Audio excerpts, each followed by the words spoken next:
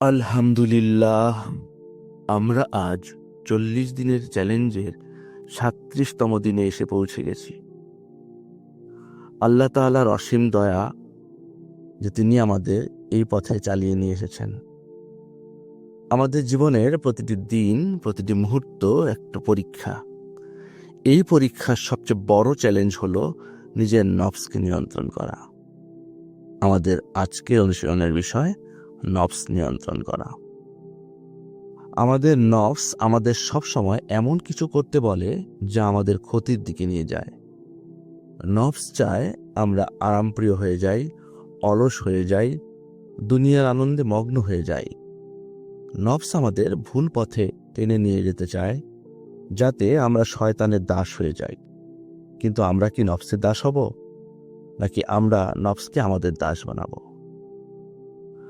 আল্লাহ তাআলা সূরা আশ-শামসের 9 থেকে 10 নং আয়াতে বলেন, যে ব্যক্তি তার নফসকে সংশোধন করল সে সফল কাম হলো, আর যে ব্যক্তি তা দাফন করল অর্থাৎ তার প্রবৃত্তির অনুসরণ করল সে ক্ষতিগ্রস্ত হলো।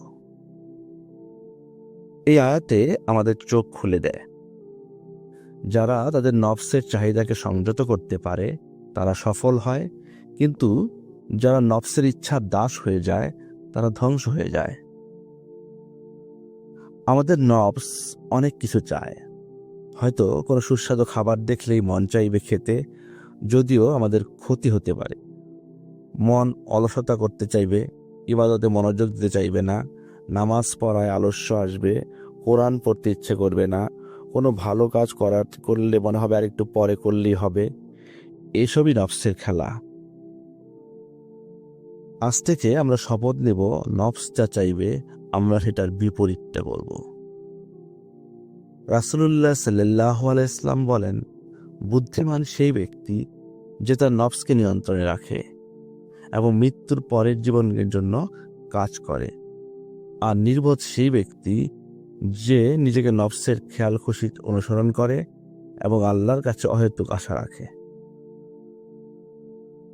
আমরা যদি সত্যিকারে সফল হতে চাই তাহলে আমাদের নফসের সাথে যুদ্ধ করতে হবে। আমাদের আজকের অনুশীলন হবে নফসের ইচ্ছাকে দমন করা।